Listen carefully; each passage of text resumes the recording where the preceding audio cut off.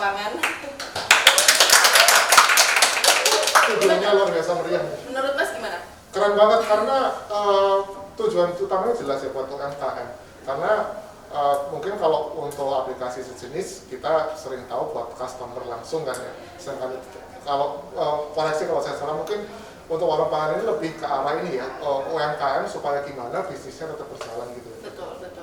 Memang untuk mendukung bisnis UMKM, tapi tidak menutup kemungkinan juga kita nanti ke depan akan merambah ke end user. Tapi bukan berarti ini untuk mengesampingkan UMKM ya. Justru dengan adanya end user ini nanti kita mau menyediakan pangsa pasar yang lebih luas lagi untuk si UMKM ini. Jadi nanti ke depan UMKM bisa mendapatkan pelanggan yang lebih banyak lagi tanpa terbatas oleh jarak. Gitu. Berarti bukan cuma buat jangka pendek aja sebetulnya, buat jangka panjangnya gimana dapat customer. Betul. Dan tentunya juga kita bisa ini untuk manfaat warung pangan, kita pemulihan ekonomi nasional karena dengan adanya warung pangan ini nanti diharapkan bisa memutus rantai pasok yang sangat panjang sekali yang membuat adanya persebaran yang tidak merata, persebaran pangan yang tidak merata, terus juga harga pangan yang tidak stabil. Nah, diharapkan akan seperti itu. Kemudian akses pangan bisa lebih merata ya, akses pangan bisa lebih merata, kemudian penyerapannya juga lebih optimal. Kemudian sinergi UMKM dan nilai ekonominya bisa bertambah, bisa meningkat. Kemudian tentunya kualitasnya juga terjamin karena langsung dari off-taker-nya, langsung dari produk BUMN dan juga non BUMN untuk melengkapi. Jadi nanti si mitra ini bisa milih produk-produk sesuai dengan kebutuhannya.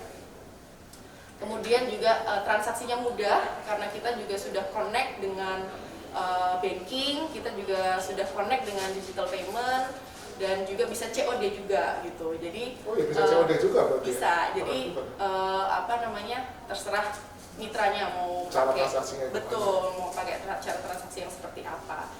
Kemudian juga free delivery Mas.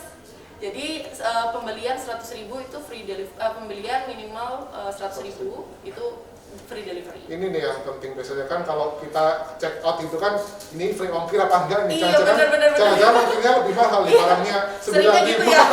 Seringnya gitu, free ongkirnya lebih mahal nggak jadi deh. Gitu. Terus yang terakhir itu integrating suppliers and customers. Jadi mengintegrasikan antara supply dan demand gitu ya. Kita support petani, kita support nelayan, kita support peternak, dan juga mempertemukan langsung dengan buyer-nya. Nah ini mumpung materinya sangat menarik nih tentang warung pangan, ini juga kita lihat di slide udah ada beberapa pertanyaan. Teman-teman yang peserta silahkan kalau ada pertanyaan sekali lagi ketik di slido.com, kodenya adalah Y148.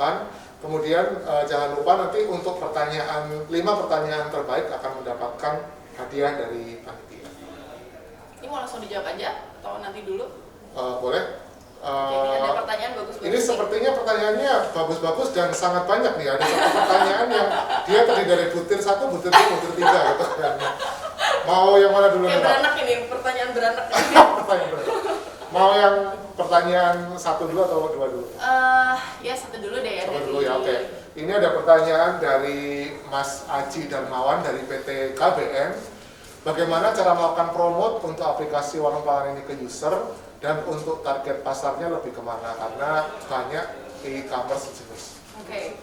Langsung dijawab aja ya. Boleh langsung jawab. Bagaimana cara melakukan promote? Jadi karena target pasar kita ini lebih ke warung ya, ke UMKM gitu ya. Jadi promote kita itu ada promote online dan offline. Yang online itu of course dengan sosial media, kemudian dengan digital ads dan lain-lain. Kemudian tapi yang lebih penting karena kita melihat bahwa UMKM ini perlu personal touch. Jadi mereka memang nggak terlalu into sosial media gitu. Nah kita punya canvasser namanya. Kita punya canvasser yang setiap hari rutin mendatangi mereka. kemudian mengajak untuk bergabung dan menawarkan produk-produk kita, dan juga nanti kalau misalkan ada program-program, kita punya program lending funding namanya WP Fund, itu untuk nanti saya jelasin di slide selanjutnya, untuk peminjaman modal, kemudian ada berbagai macam fitur, itu juga nanti akan dijelaskan oleh Canvasser ini gitu. Jadi itu untuk melakukan promosinya. Dan karena banyak e-commerce sejenis gitu ya. Ya, itu yang membedakan Mas. Jadi memang kita untuk UMKM dan memang tujuannya itu adalah untuk support bisnis UMKM. Gitu sih. Nah, ini ada juga Mbak yang raise hand dari PLN, Mas Iqbal Setio. Boleh? Halo Mas Iqbal. Halo Mas. Ya, silakan Mas Iqbal. Boleh bertanya ke Mbak Samantha langsung nih. Oke, terima kasih, singkat aja Mbak ya. Ya. Ini koneksinya jelas Mbak ya? Jelas. Jelas nggih? Oke, terima kasih atas waktunya. Bukan rahasia lagi ya Mas ya, kalau sekarang itu iklim bisnis di Indonesia itu sudah berubah ya, jadi lebih sulit untuk diprediksi.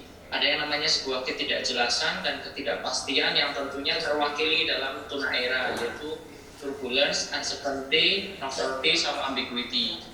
Nah, memahami konsep tuna ini memang diperlukan, terlebih saat perusahaan dihadapkan pada situasi kondisi seperti saat ini, di mana perusahaan dituntut untuk terus membuat inovasi dan mengelola resikonya. Banyak organisasi kemudian berjuang untuk tetap sejalan dengan perubahan.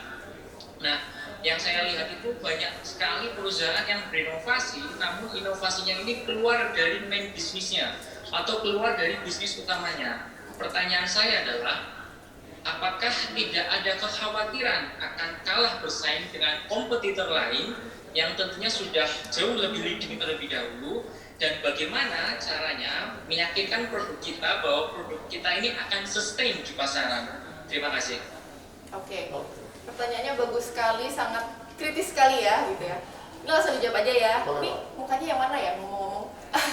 Mas Iqbal, boleh nyalain kamera Mas Iqbal? Halo Mas Iqbal, makasih ya pertanyaannya, bagus, luar biasa sekali.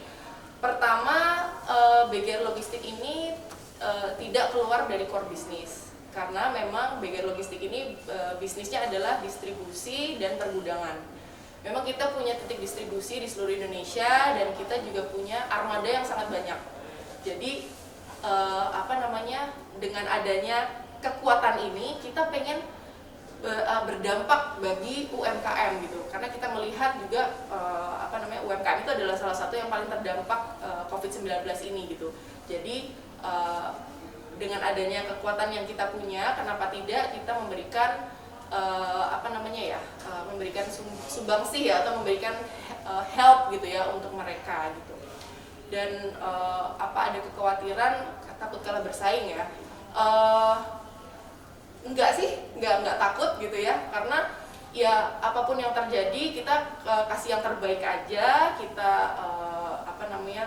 tetap stick to the rule, kita sesuai, kita buat SOP yang baik, kita buat sistem yang baik, kemudian dengan infrastruktur yang matang, dan juga yang paling penting itu memberikan manfaat buat mereka atau tidak gitu. Percuma kita berbisnis kalau kita tidak memberikan manfaat bagi customer kita gitu ya. Nah, itu yang paling penting sih. Jadi kalau misalkan ditanya takut kalah saing atau enggak, ya enggak gitu. Enggak takut gitu. Nanti in the end ada sesuatu hal yang terjadi yang tidak kita inginkan, ya itu itu resiko bisnis ya, itu resiko bisnis gitu. Tapi sepanjang kita optimis, sepanjang kita punya semangat untuk adaptive action, kita melakukan inovasi, kita melakukan di warung pangan itu ada marketing intelligence-nya Mas. Jadi kira-kira hari ini misalkan ya ada yang ngontrol harga gitu. Jadi harga itu tidak boleh lebih mahal daripada pasaran. Itu kita punya tim sendiri, tim pricing khusus untuk mengontrol harga. Kemudian juga perilaku masyarakat, perilaku UMKM misalkan di daerah tertentu gitu, mereka maunya apa, mereka sukanya komoditi apa gitu. Nah itu cara-cara seperti itu yang bisa bisa mengantisipasi untuk kegagalan bisnis itu tadi gitu. Sisanya ya kita serahkan ke Tuhan, kita bekerja aja, kasih yang terbaik aja. Oke. Itu tadi jawaban dari Mas Samantha, keren sekali. Nah ini ada juga dari Mas Pramudi dari PT Garam, cuma kita hold dulu ya Mas Pramudi, kita lanjut dulu ke slide berikutnya, nanti kita balik ke Mas Pramudi. Oke, next. Nah ini untuk feature dari warung pangan, ini ada mitra prioritas, jadi nanti teman-teman yang sudah bergabung jadi mitra warung pangan itu bisa menjadi mitra prioritas dengan transaksi tertentu. Kemudian mereka juga bisa menjadi partner bisnis kita. Misalkan nih warung A, dia warungnya deket sama sekolah atau deket sama instansi tertentu gitu kan. Udah kita join aja gitu. Misalkan mereka punya pesanannya itu bisa kita kasihkan ke warung, dan warung itu akan memberikan ke instansi atau ke sekolah atau unit-unit yang mereka mau gitu. Nah itu kan pasti akan menciptakan nilai ekonomis lagi untuk si warung. Kemudian mitra get mitra, nanti mitra itu juga bisa merekomendasikan mitra lain dan nanti akan mendapatkan voucher. Kemudian WP Entrepreneur, nah nanti di sini itu ada program sosialisasi, kemudian gimana caranya bisa mendapatkan funding, terus juga cara mengatur warung yang baik itu gimana, terus cara menjadi mitra warung pangan gimana, itu ada di WP Entrepreneur. Kemudian ada WP Fund, ini yang landing tadi kita bekerja sama dengan Himbara, untuk KUR ya. Jadi sekarang kalau misalkan UMKM ini butuh pendanaan, nggak perlu ke bank, jadi tinggal klik aja, tinggal download aplikasinya, kemudian tinggal klik WP Fund, nanti melengkapi persyaratan, terus udah deh, nanti orang bank yang akan datang. Kemudian ada WP Asik ini bekerja sama dengan PKBL BGR dan juga Link Aja. Jadi sama funding juga, hanya saja 20%-nya itu dalam bentuk voucher Link Aja yang bisa dibelanjakan di warung pangan. Pokoknya seru banget deh. Kemudian juga ada WP Bayar Nanti. Dan di WP Planner ini juga nanti kita open untuk misalkan ada supplier lokal, kita juga mendukung supplier lokal juga gitu. Kita kan buka di saat ini kan di Jabodetabek, Bandung, kemudian Surabaya, Semarang, Jogja, dan sebentar lagi kita akan mengarah ke Bangka Belitung.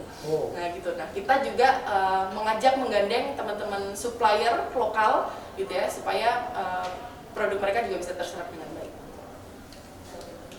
Untuk sekilas promo warung pangan, kita kerjasama juga dengan Dana. Jadi teman-teman dari Dana Bisnis juga bisa belanja di warung pangan. Kemudian ada promo dan lain sebagainya. Promo tuh kayaknya dicari-cari sama orang. Iya benar. Kemudian apa yang bisa kita lakukan? Kita bisa membagikan pesan baik ini kepada teman-teman UMKM untuk bergabung menjadi mitra warung pangan, kemudian menjadi agen canvasser. Kita juga menggandeng teman-teman semua yang ingin menjadi agen canvasser untuk join kita. Kemudian beli juga di warung pangan, kita belanja di warung tetangga tadi ya, untuk mensupport UMKM dan juga menjadi supplier. Nah ini untuk menjadi agen canvasser. Menjadi agen canvasser ini kita juga selain kita mendukung UMKM dan juga supplier, kita juga pengen menggandeng teman-teman yang mungkin ingin mendapatkan penghasilan tambahan atau mungkin ingin menjadikan ini sebagai main pekerjaan. Kita juga open untuk kita bersama-sama gitu. Kemudian supplier kita juga open, seperti yang tadi saya sampaikan, kita support supply lokal. Jadi memang aplikasi ini tidak eksklusif, ini aplikasi diciptakan untuk bersama dan untuk kebaikan bersama gitu. Nah ini untuk sekilas kegiatan mitra warung pangan. Nah ini juga salah satu yang sudah mendapatkan dana pinjaman dari WP Asik. Nah ini sebagai penutup, saya pengen ngajak teman-teman supaya kita memiliki sense of adaptive action gitu ya. Karena bukan yang terkuat yang bisa survive, bukan yang paling pinter, tapi mereka yang paling bisa beradaptasi untuk untuk living the change gitu ya, untuk untuk bisa beradaptasi dengan perubahan gitu. Begitu, sekian dari saya Mas Yuna, terima kasih atas waktunya, sekian dan terima kasih. Oke, mungkin ini ada satu pertanyaan lagi nih Mbak. Oh iya, oke. Dari Mas Pram dari PT Garam. Halo Mas Pram. Kayaknya pernah ketemu. Halo, iya. Halo Mas. Pernah ketemu kayaknya. Boleh nyalain kamera dulu Mas Pram. Ini kita mau lihat nih. Sip Mas. Iya, izin bertanya, Bu Sren. Jadi pertanyaan pertama gini, saat ini kalau kita bilang warung pangan, target utamanya adalah konsumen akhir atau end user atau pedagang-pedagang di pasar. Nah, pertanyaan pertama, bagaimana cara mengedukasi pedagang-pedagang pasar apabila sampai saat ini metode transaksi mereka masih tradisional? Itu yang pertama, menggunakan platform digital. Yang kedua adalah selama ini mekanisme yang terjadi untuk transaksi yang adalah dari distributor, dari grosir ke rumah-rumah. Nah, semua pangan adalah fokus di grosir tersebut. Begitu ya kalau misalnya. Kenapa orang tidak ibaratnya tidak menyasar juga distributor barangkali dengan sinergi yang ada distributor itu bisa menambah volume penjualan. Itu saja Bu, terima kasih. Oke, terima kasih Mas Pram. Jadi pertanyaannya bagaimana cara mengedukasi dan kenapa tidak menyasar distributor ya? Oke, jadi pertanyaan yang pertama saya coba jawab ya. Ini bagaimana mengedukasi pedagang pasar gitu. Kita selama ini yang kita lakukan, kita rajin melakukan sosialisasi. Kemudian juga kita membekali pasar kita dengan pengetahuan product knowledge. Jadi mereka ketika engage dengan mitra-mitra ataupun calon mitra, itu mereka memberikan pandangan tentang pentingnya pentingnya bisnis secara digital gitu ya. Kemudian juga mungkin cara marketing yang baik juga kali ya. Betul. Cara marketing yang baik, terus bagaimana caranya memberikan pelayanan yang baik untuk para customernya gitu ya. Terus apa pentingnya kita supaya go cashless, itu kita selalu sosialisasikan itu gitu. Jadi kita punya kanvaser, kita berikan mereka edukasi dan mereka mensosialisasikannya ke mitra. Cara kedua adalah dengan sosialisasi, biasanya kita secara online karena kita masih pandemi kan gitu. Tapi tidak menutup kemungkinan juga kita nanti akan mengadakan activation lain secara fisik. Itu yang pertama. Kemudian yang kedua, kenapa tidak menyasar distributor? Kita sebenarnya kita open kerjasama karena saya tadi yang sudah saya sampaikan sebelumnya, ini adalah aplikasi milik bersama dan untuk kebaikan bersama gitu ya. Nah, tapi balik lagi, apakah itu bisa memberikan manfaat bagi UMKM atau tidak? Ujung-ujungnya adalah UMKM itu bisa merasakan manfaatnya gitu ya. Kalau misalkan kita ternyata bekerja sama dengan salah satu instansi, tapi ternyata itu melalui proses yang panjang sekali sehingga itu membuat harganya menjadi mahal gitu ya. Nah, kita tidak menginginkan yang seperti itu gitu. Jadi memang fokusnya adalah untuk kebaikan dan dukungan bisnis UMKM. Itu saja Mas Bram. Oke, terima kasih Mas Pram dari PT Garam. Kemudian mungkin kita lanjut ke pertanyaan slide 2, ini udah banyak banget nih. Kayaknya teman-teman BUMN ini pada semangat nih Mbak melihat warung pangan nih. Mungkin bisa kita pilih yang ini ya, dari Mas Aji Dalmawan. Oh tadi udah ya, Mas Aji ya? Udah. Oke. Mungkin dari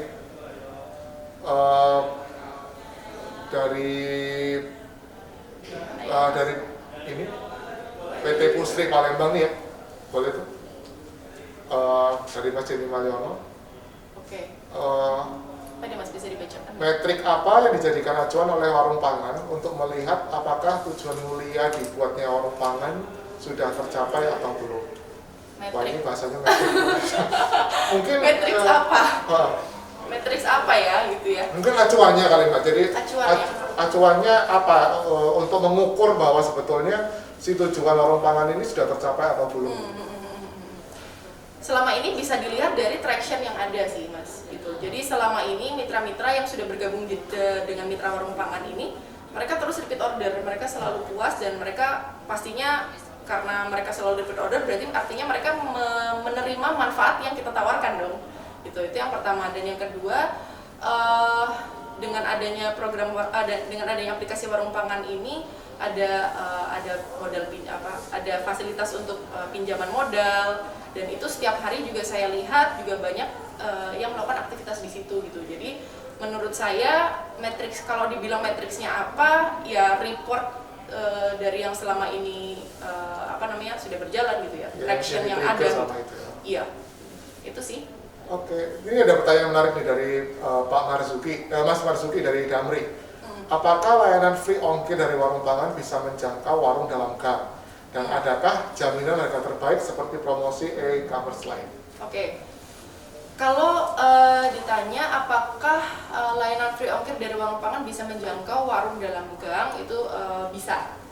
Jadi asal warungnya itu memang beneran warung, kemudian KTP-nya asli, kemudian pemiliknya memang memang pemilik warung, dan memang saat diverifikasi ya memenuhi persyaratan lah gitu ya, dan terverifikasi oleh tim Comment Center BGR Logistik, itu sudah bisa. Dan apakah jaminan harga terbaik seperti promosi adakah jaminan harga terbaik ya? Kalau dibilang adakah jaminan, saya rasa tidak, karena selain ada harga, kita juga kita pengennya memang harga yang terbaik, tapi juga dengan jalur yang baik ya, jalur yang sesuai rule, yang tidak melanggar hukum. Nah itu, jadi kalau dibilang ada jaminan atau tidak, saya tidak bisa bilang ada jaminan, tapi gitu ya, kami dari tim pricing pun kita selalu melihat setiap hari, kita selalu pantau setiap hari harganya itu supaya tidak lebih mahal daripada harga di pasaran.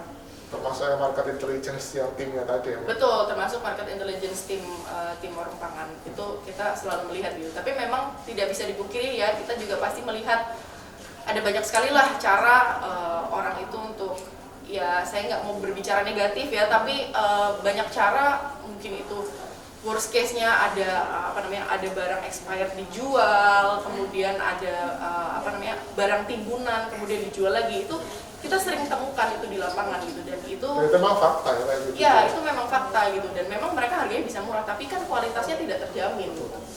Dan sedangkan di warung pangan ini selain harganya baik, harganya bersaing dan kualitasnya terjamin. Itu sih yang bisa saya sampaikan, Mas. Oke. Mungkin ada satu lagi nih, Mbak. Nah, ini dari Mas Oki.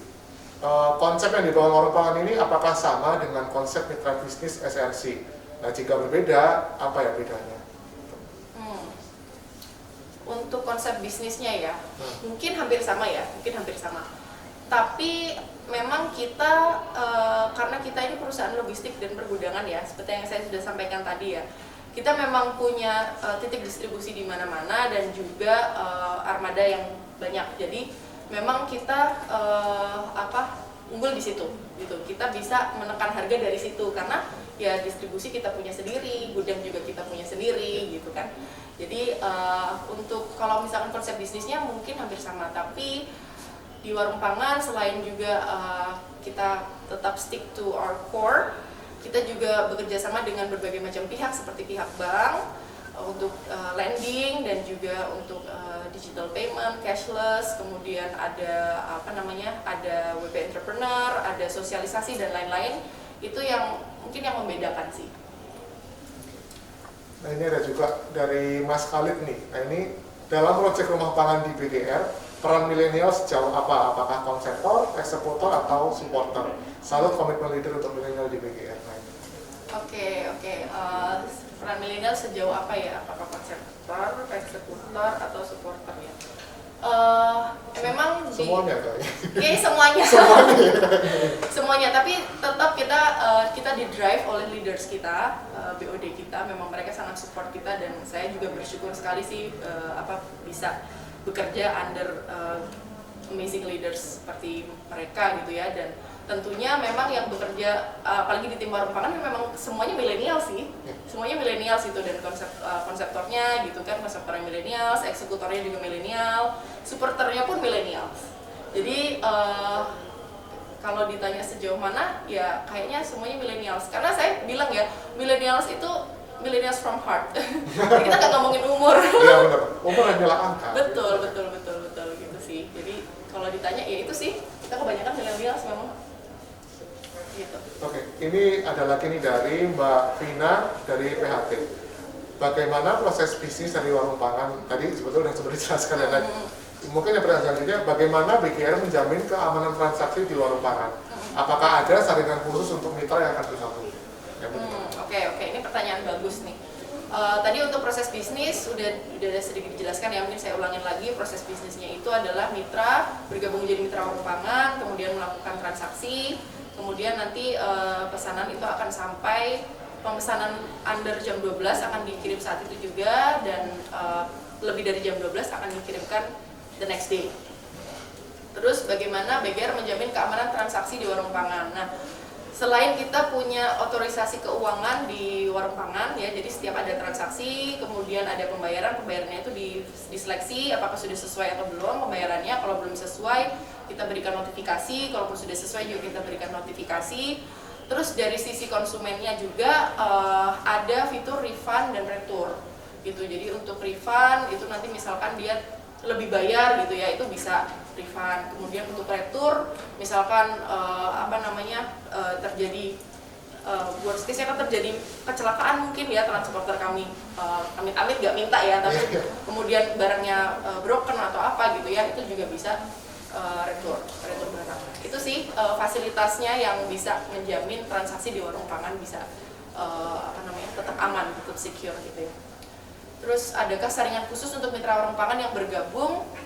Yang penting punya warung, punya WhatsApp yang aktif, kemudian tempatnya menetap di situ, jadi nggak pindah-pindah, jadi tidak menyulitkan transporter ketika transporter mengantar barangnya. Kemudian pemiliknya asli dan juga punya KTP-nya, KTP asli. Itu sih syaratnya nggak banyak, yang penting punya KTP, punya warung, dan nomor WhatsApp yang aktif, karena nanti transporter akan menghubungi lewat WhatsApp. Gitu. Oke, terima kasih Mbak Samantha. Jadi pemaparannya sangat luar biasa ya, dan ini kan membuka insight gitu bagi teman-teman di BUMN lain, karena ternyata dari slide aja kelihatan bahwa teman-teman dari beberapa BUMN juga tertarik nih sebetulnya dengan konsep warung pangan ditawarkan oleh BGR. Oke, teman-teman silakan untuk penanya di Slido untuk di like. Nanti pertanyaan yang paling banyak like-nya akan mendapat 5 hadiah menarik dari kami. Oke, jadi untuk meresum ya Mbak Samantha, jadi sebenarnya warung pangan ini adalah salah satu dari semacam tools gitu dari yang dikeluarkan oleh PT BGR, dan terutama dari inisiatifnya mungkin dari Mbak Samantha, bahwa dengan adanya pandemi COVID ini sangat berdampak kepada terutama UMKM gitu, dan warung pangan ini muncul untuk mempermudah aksesibilitas pangan dan sinergi UMKM dan ekonomi value dengan tetap mempertahankan kualitas, kemudian transaksi yang mudah, bebas ongkir, dan terutama mengintegrasikan supplier dan customer dalam langkah pemulihan ekonomi nasional. Iya, betul. Oke, sekali lagi kita mungkin berikan aplaus buat Mbak Samantha. Itu tadi sharing mengenai adaptive action warung pangan bersama Mbak Samantha Estrina dari PT BGR Logistik. Kemudian sebelum kita bagikan nih hadiah spesial dari panitia, kita boleh nih minta sobat millennials untuk buka kameranya, kita foto bareng ya. Karena kan udahlah kita nggak bisa ketemu langsung, kita harus pakai video conference, kan rasanya nggak afdol gitu kalau kita nggak lihat nih muka-muka ganteng cantiknya mas-mas milenial nih. Nah ini di layarnya udah kelihatan keren. Oke, kita mulai foto ya teman-teman dari screen 1. Mungkin kita sambil pose karena ini cetak milenial, kita pose L gini ya. Oke, silakan teman-teman dari screen 1. Kita hitung dulu. Ayo kita bentuk huruf L. Oke. Saya dong. Ada Pak Asep juga nih kayaknya. Sini Pak, gabung Pak. Pak Asep boleh gabung Pak. Nah ini ada Pak Asep, Imam Bustomi nih. Oke, 1, 2, 3. Oke, next screen.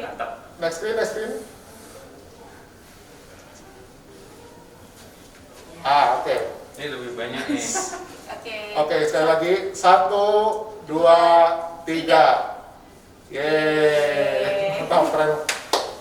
Terima kasih atas rekan-rekan sekalian.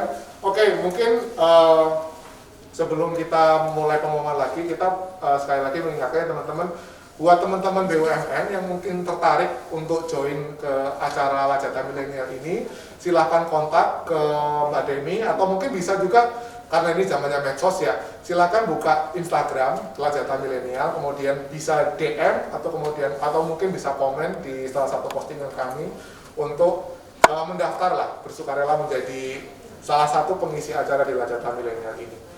Nah ini untuk sesi yang ditunggu-tunggu ya, kita akan umumkan 5 pemenang dengan hadiah menarik dari panitia untuk para penanya di Slido. Sekali lagi teman-teman, untuk mungkin kontak personnya pada Mbak Demi Mariska, yaitu di 0856 5902 8678, atau bisa juga kontak kami di Instagram Lajata Milenial BUMN. Mbak Samantha, kira-kira dengan adanya Lajata Milenial ini, kira-kira Mbak Samantha terbantu nggak dengan promosi atau mungkin melihat antusiasme dari teman-teman BUMN? Iya, tentu terbantu dong ya, karena apalagi ini program bagus banget ya. Memang zaman sekarang apalagi milenialsnya itu harus mulai belajar untuk speak up, dan ini suatu wadah yang sangat bagus sekali. Makanya I feel honored, saya merasa terhormat sekali bisa berbicara di sini gitu ya. Terima kasih pada Kementerian BUMN dan juga tim Lajata Milenial juga, dan saya menghimbau juga teman-teman supaya ayo kita gabung di acara Lajata Milenial berikutnya, dan jangan lupa subscribe, like, dan juga follow. Dan yang terpenting juga jangan lupa ikut menyukseskan warung pangan, karena ini merupakan produk dari salah satu BUMN juga ya Mbak? Iya, betul. Benar-benar. Oke, untuk 5 pemenang dari Slido, yang pertama ada Mas Iqbal Setio dari PLN. Yeay. Selamat Mas Iqbal. Kemudian yang kedua dari Pram dari PT Garam. Iya, ini teman saya nih, Mas Pram. Oh, Mbak Samantha, ini luar biasa Terima juga. kasih, Mas. Kemudian untuk pemenang ketiga dari Damri, Mas Iqbal Fauzi. Kemudian yang pemenang keempat dari PT KBN ada Mas Aji Darmawan. Kemudian yang kelima, namanya singkat banget ya, yang kelima nih, ada Mas Ogi. Nggak tahu ini dari mana nih. Nah ini untuk pemenang silahkan DM ke Instagram Lajata Milenial BUMN. Oke, nah ini tanpa gini nggak terasa banget ya, kita udah ngobrol sampai sekian lama ya. Kita udah masuk ke penghujung acara pada Lajata Milenial. Nah ini terima kasih kepada seluruh sobat milenial atas atensi dan partisipasinya yang sangat luar biasa. Kami dari segenap tim mohon maaf apabila masih terdapat salah kekurangan dalam penyelenggaraan acara pada hari ini. Sampai jumpa pada acara Lajata selanjutnya. Jalan-jalan ke Bali, mainnya pasir. Jangan lupa sambil main-main. Cakep. Terima kasih buat semua yang hadir. Terus saksikan Lajata Milenial BUMN. Saya Yunanto Purnomo. Dan saya Samantha Esterina. Pamit undur diri. Wassalamualaikum warahmatullahi wabarakatuh dan sampai jumpa. Lajata Milenial, lahirkan keajaiban dari kamu. Yeay.